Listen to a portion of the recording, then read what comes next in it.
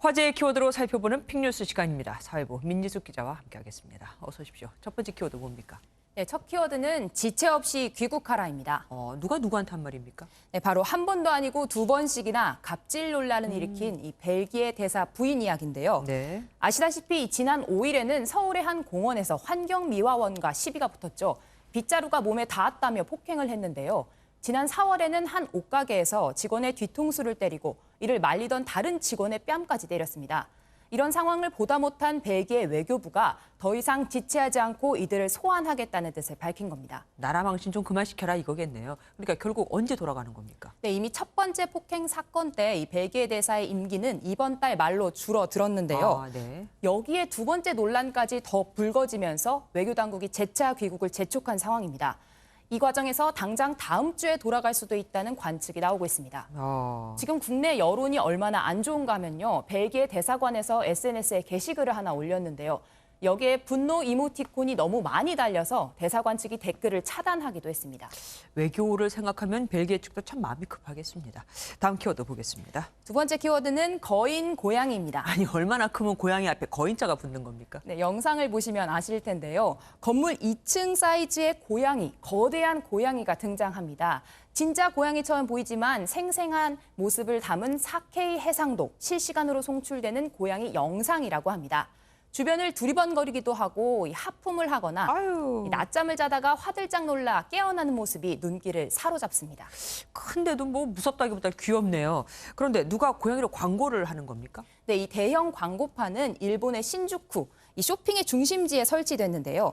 이 말씀하신 대로 광고료만 해도 어마어마할 텐데 코로나19로 고생하는 시민들을 응원하기 위해 지역 상인들이 의뢰해서 만들었다고 합니다. 네. 이 거리를 오가는 시민들은 이 깜찍한 고양이 모습에 반해 팬클럽 계정까지 만들었다고 합니다. 정말 저 고양이 보러 일부러 저 신주쿠로 가는 분들도 계실 것 같습니다. 그러면 코로나 상황에서 상인들한테 도움이 되겠죠. 자, 다음 키워드 가보겠습니다. 세 번째 키워드는 노마스크 환호입니다. 이건 별로 좋은 얘기가 아닐 것 같습니다. 네, 맞습니다. 바로 방역 역주행을 달리고 있는 영국의 이야기인데요. 네, 화면을 보시면 거리를 가득 메운 사람들 대부분이 마스크를 쓰지 않고 있는 것을 볼 수 있습니다. 현지 시각으로 어제 런던에서 열린 유로 2020 4강전에서 영국이 승리했는데요.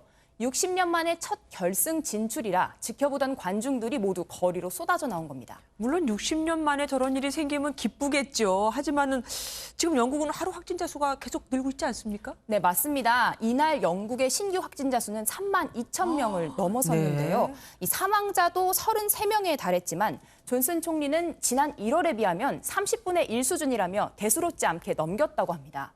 여기에 이르면 오는 19일부터 실내 마스크 착용과 거리 두기 규정 대부분을 폐지하겠다고까지 밝혀서 주변국들의 우려가 계속되고 있습니다. 사실 코로나19 같은 경우에는 한 나라만의 문제가 아니잖아요. 거기서 퍼져나가는 게 문제인데 너무 안일한 태도가 아닌가 싶습니다. 마지막 키워드 보겠습니다. 마지막 키워드는 150년 전 화장실입니다. 우리나라에서 150년 전이면 조선시대 아닙니까? 네, 맞습니다. 이 조선시대 궁궐인 경복궁에서 공중 화장실 터가 발견됐는데요. 문화재청은 동시에 최대 10명이 사용할 수 있는데 1년 동안 150여 명이 드나들며 이용할 수 있었을 크기라고 분석했습니다. 예, 요즘 쓰는 화장실하고는 아무래도 구조가 다를 것 같은데 어떻게 사용했을까요? 네, 일단 화장실 터를 보시면 길이 10m에 깊이 1.8m의 좁고 기다란 구덩이 형태입니다. 여기에 내부로 물이 들어오는 구멍 하나와 밖으로 나가는 구멍 2개가 뚫려 있는데요. 높낮이가 차이가 있습니다.